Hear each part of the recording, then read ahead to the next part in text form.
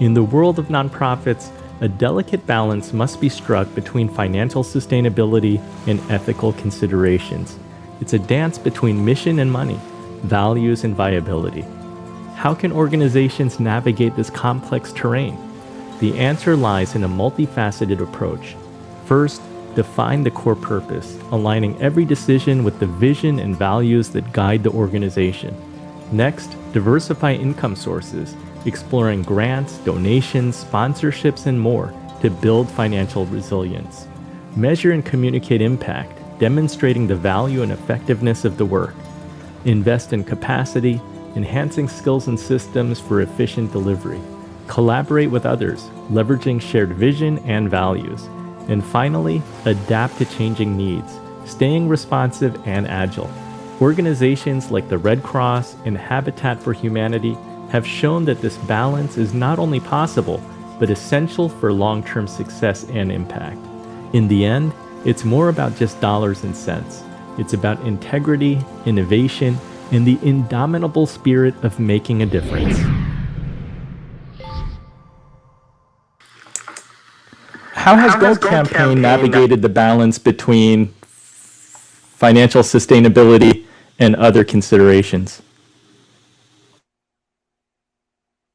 Well, it's always a challenge, especially now in a world where there are so many needs and there's so many worthwhile causes.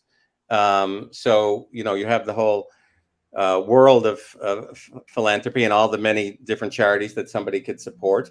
But then with even in Go Campaign and our work of helping youth and children, so babies up to 25-year-olds, and with our local hero model, we have so many more requests now from projects that deserve to be funded, that we've vetted and that we would like to fund.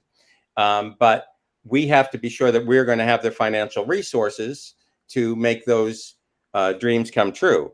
And so there are a lot of hard decisions that have to be made. Even with the example of the Chicago project with the Walgreens, like, all right, well, we want to buy that, but you just don't want to have an empty old Walgreens. Like what's going to happen next? We want to make sure that, you're going to be able to use it. And so what's the plan, and how can we make sure that's sustainable? In 2015, we took on a similarly large project in East Africa to help create a center for disabled, mentally challenged, autistic children in East Africa. And it was really to create a state-of-the-art center there that doesn't exist on the continent before. And that was a big project for us. Most of our grants are like $20,000, $30,000 grants. And this was going to take over 5 years, about $1 million. And but we saw that children were dying, and we just decided as our board of directors that this is a project that needs to be funded, and this is something we have to make happen. But it was we had to make sure that we had people who were committed to providing the resources over that time before we could say yes to that project. Because you don't, as Richard said earlier, nobody wants to do a project that's half-baked. And also you don't want to create dependency with your partners on the ground. They have to have a sustainability plan. And you want to, I've seen a lot of, in my travels, I've seen a lot of buildings that I've pointed out to people. I'm like, oh, what's that beautiful building over there? And they're like, oh, that's a school that somebody started, but then they didn't finish because they didn't have the money to pay the teachers. And so there have been so many projects like that, especially international aid projects, but even here in the US. And so to answer your point, you really want to make sure that when you're doing the work of the philanthropy, that it is you have a fiscally responsible plan in place, because otherwise, what's the point? Richard, do you have any valuable lessons for people trying to balance mission and money? Can I emphasize something that Scott just said? And that is, implicit there is that you develop that fiscal plan jointly. It's, in other words, if a funder comes along and says, well, you come back to me with a balanced budget, essentially you're putting them in a very dependent and position.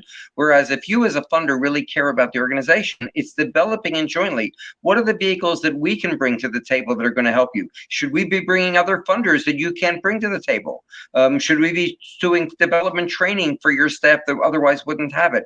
Are there ways in which we as funders can say, we're really committed to this, and let's talk about what the total range of needs are, and how can we help you get there so that the day that our funding may stop, you're going to be successful. And that's really a matter. It's not a matter of the organization saying what kind of balance of funding do they have to put on the table, but rather we as funders have to say, what are the kinds of total needs that are going to exist? What are the many roles that we can play as funders that are responsible roles, so that at the end of the day, there's not an empty school building.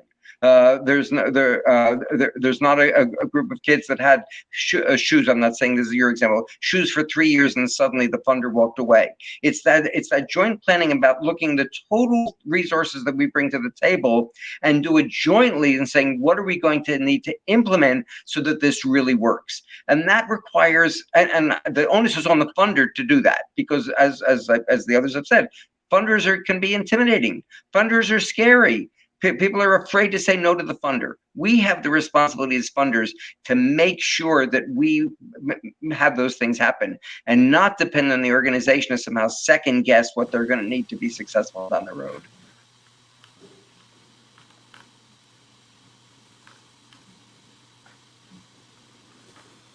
Great points. I want to move on to our last segment, technology's role.